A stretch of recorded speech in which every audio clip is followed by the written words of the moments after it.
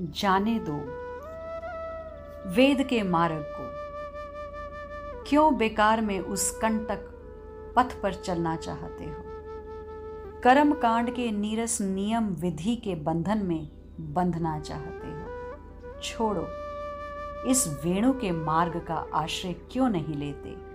ये राजपथ है, तुम्हें कुछ करना भी नहीं है, बस इस मार्ग पर आना है और चलना है। बाकी अगर तुम रास्ते भूल भी जाओ तो भी संभालने वाला तुम्हें हर पल हर पग में संभालता रहेगा। वेद का मार्ग है ज्ञान का मार्ग और वेणु का मार्ग है प्रेम का मार्ग। तो चलो। महर्षि शांडिल्य भाव से सिक्त हैं, पूरे भीगे हुए हैं और उसी रस में अपने श्रोता वज्रनाभ को भी भिगो दिया है। जो दिव्य गुण वक्ता में हैं, वही दिव्य गुण श्रोता में भी आ जाते हैं। ऐसी दिव्य, ऐसी मधुर कथा आज तक मैंने नहीं सुनी। सच है महर्षि, इस प्रेम को वही पा सकता है जिसके ऊपर आप जैसे प्रेमी महात्माओं की कृपा हो, जिसके ऊपर स्वयं आह्लादनी स्वामिनी जी की कृपा हो। महर्षि शांडिल्य ने जब अपने श्रोता वज्रनाभ का पिघला हुआ हृदय देखा तो बड़े आनंदित हुए। इस प्रेम की ऊंचाई में जब कोई पहुंचता है तब धर्म भी बाधक है और धर्म को भी त्यागना पड़ता है, क्योंकि परम धर्म ये प्रेम। जब परम धर्म की प्राप्ति हो गई तो फिर क्यों इन संसार के धर्मों में उलझना। सब कुछ छूट जाता है इस प्रेम में। अरे वज्रनाभ, तुम स्वयं विचार करो, संसार के प्रेम में भी बिना त्याग के साधारण प्रेमी नहीं मिलता। ये तो दिव्य प्रेम की बात हो रही है। उस प्रेम की चर्चा हो रही है जिसे पाने के लिए शिव, सनक आदि, नारद, ब्रह्मा सब ललचा रहे हैं। महर्षि शांडिल्य ने कहा, एक दिन गोकुल में श्री बालकृष्ण के दर्शन करने आए थे देवर्षि नारद जी, भक्ति के आचार्य नारद जी। देवर्षि नारद, मैं प्रसन्नता से दौड़ पड़ा था उनके स्वागत के लिए जब मुझे पता लगा। महर्षि शांडिल्य, मुझे बड़े प्रेम से उन्होंने अपने हृदय से लगाया था मेरा नाम पुकार के। मेरी कुटिया में आ गए थे उस दिन देवर्षि नारद। फल फूल और गौ दुग्ध मैंने देवर्षि के सामने रख दिए। अब कौन तुम्हारे ये फल फूल खाएगा ऋषि, जो छक कर आया है माखन खाकर, वो भी नीलमणि नंद नंदन के हाथों। मुझे अपने पास बिठाया नारद जी ने। सुनो, इन सब व्यवहार की आवश्यकता नहीं है। मैं कुछ कहने आया हूँ, उसे आप सुनिए, और आप मेरे मित्र हैं इसीलिए मेरा मार्गदर्शन भी कीजिएगा। अब आप ये क्या कह रहे हैं, मैं भला आपका क्या मार्गदर्शन करूंगा। आप तो सभी को मार्ग दिखाते हैं, आपकी गति तो सर्वत्र है, आपसे भला कुछ छुपा है क्या। पर मेरी इन बातों पर नारद जी ने कुछ ध्यान नहीं दिया। वो शांत रहे, फिर गंभीर होकर बोले, एक बात पूछ रहा हूं, मुझे आप ही बता सकते हो। नारद जी ने कहा, हाँ हाँ पूछिए। मैंने उनसे कहा, मुझे यही कहना है कि जब श्याम घन प्रकट हो गए हैं तो दामिनी कहाँ है। क्योंकि हे महर्षि शांडिल्य, घन को शोभा दामिनी की चमक से ही है ना। मैं मुस्कुराया, आपका अनुमान बिल्कुल सत्य है देवर्षि। जब ब्रह्म प्रकट हुआ है तो उसकी आह्लादनी शक्ति भी प्रकट ही होंगी, तो उनका प्राकट्य कहाँ हुआ है। महर्षि शांडिल्य, मैं बहुत बेचैन हूँ। मैंने बाल कृष्ण के तो दर्शन कर लिए, पर उनकी आह्लादनी शक्ति के दर्शन बिना श्री कृष्ण दर्शन का कोई विशेष महत्व नहीं है। हे वज्रनाभ, मेरे मित्र देवऋषि नारद ने कृपा कर मुझे एक रहस्य की बात बताई। हे महर्षियों में श्रेष्ठ शांडिल्य, मुझे भगवान शंकर ने एक बार ये रहस्य बताया था।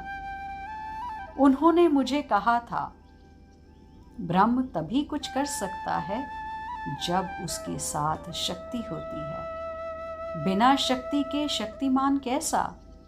इसलिए मात्र श्री कृष्ण की आराधना तुम्हें कुछ नहीं देगी, कुछ दे सकती नहीं। कृष्ण के साथ उनकी आह्लादनी राधा का होना आवश्यक है। हे वज्रनाभ, मुझे उस समय भगवान शंकर से ही युगल मंत्र प्राप्त हुआ था। उस समय माँ पार्वती भी वहीं थी, तो उन्होंने भी इस मंत्र को ग्रहण किया। ये युगल मंत्र बड़ा ही गुप्त है और प्रेमा भक्ति को पाने वालों के लिए यही एक मार्ग है।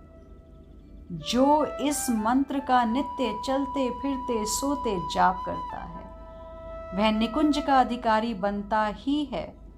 निकुंज में उसका सहज प्रवेश हो जाता है। हे वज्रनाभ, देवऋषि ने वह युगल मंत्र मुझे भी प्रदान किया था।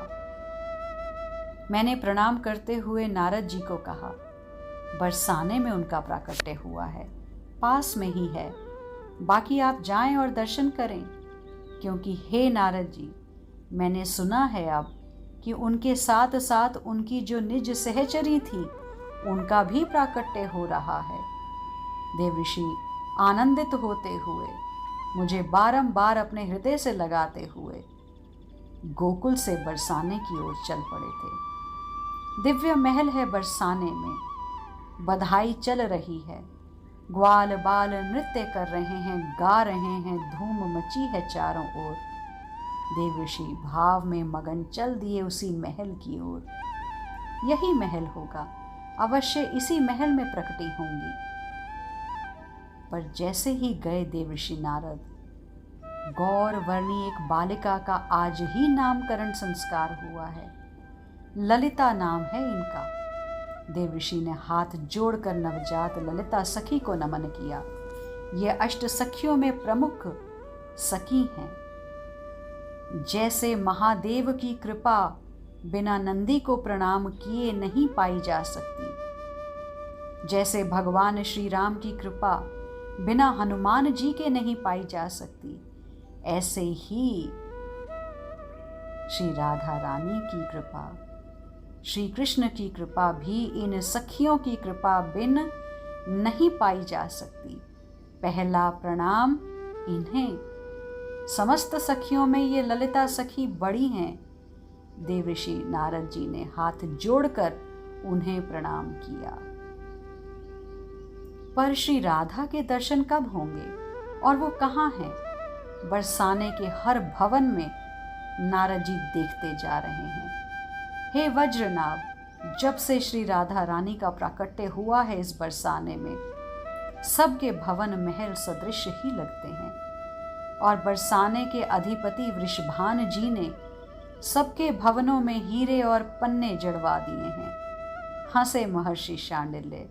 वज्रनाभ, पर उनकी लाली श्री राधा को ये हीरे और मणियां प्रिय नहीं है। उन्हें तो मोर, तोता, हिरण, घने वृक्ष, पुष्प, हरियाली ये सब प्रिय हैं। इसलिए स्वयं के महल में प्राकृतिक वस्तुओं का ही संग्रह किया था वृषभान जी ने। ये महल है वृषभान जी का, जो इस बरसाने के अधिपति हैं। एक सखी ने देवऋषि नारद जी को चलते हुए बता दिया था। देवऋषि नारद उस महल में गए। सामने से आ रहे थे वृषभान जी। नारद जी को देखा तो तुरंत दौड़ पड़े, देवऋषि के चरणों में गिर गए और बड़े आग्रह से भीतर ले गए। ये है मेरा पुत्र श्री दामा। एक सुंदर बालक ने देवऋषि को प्रणाम किया। देवऋषि ने देखा और बोले, ये तो कृष्ण सखा है, कृष्ण का अभिन्न सखा। इतना कहकर उठ गए, क्योंकि नारद जी को लगा इनके पुत्र मात्र हैं जो इन्होंने मुझे बता दिया, पर जिनका दर्शन मैं करने आया हूँ वो यहाँ भी नहीं है। नारद जी वहां से जैसे ही चलने लगे, देवर्षि एक कृपा और करें। वृषभानु ने चरण पकड़े। क्या क्या चाहते हैं आप वृषभान? मेरी एक पुत्री है, अगर आप उसे भी आशीर्वाद दें तो। देवर्षि नारद आनंदित हो उठे। उस पुत्री का नाम श्री राधा, वृषभानु ने कहा। पर अपनी प्रसन्नता छुपाई देवर्षि नारद ने। कहाँ है वो कन्या? मेरे अंतःपुर में चलिए आप। वृषभानु जी ने आगे आगे चलकर पीछे पीछे देवर्षि नारद जी को आने को कहा। पालने में एक दिव्य कन्या लेटी हुई है। तपते सुवर्ण के समान उनका वर्ण है। केश काले काले बड़े सुंदर हैं, पर आश्चर्य, मांग निकली हुई है और तो और मस्तक में श्याम बिंदु लगी हुई है। ये जन्म जात है। देवर्षि नारद जी, वृषभानु जी ने कहा, मेरी एक प्रार्थना है, अगर आप माने तो। देवर्षि ने वृषभानु जी से कहा, आप आज्ञा करें, बस कुछ घड़ी के लिए मुझे एकांत चाहिए। आप अगर देवर्षि ने ये बात प्रार्थना की मुद्रा में कही थी।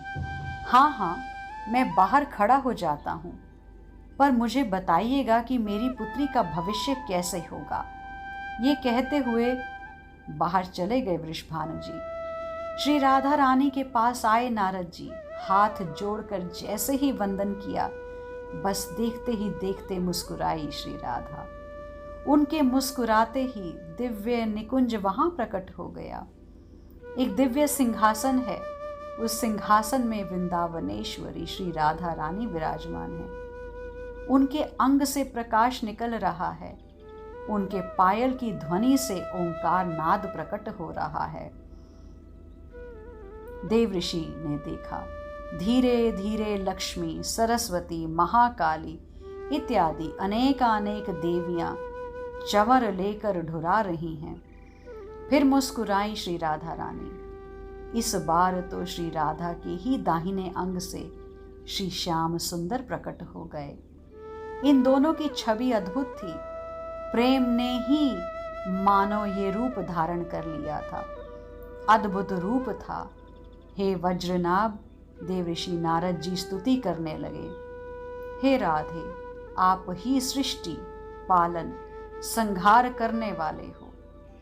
पर इतना ही नहीं, आप तो अपने प्रेमास्पद श्री श्याम सुंदर को ही आह्लाद प्रदान कर स्वयं आह्लादित होती हो। आपका अपना कोई संकल्प नहीं है।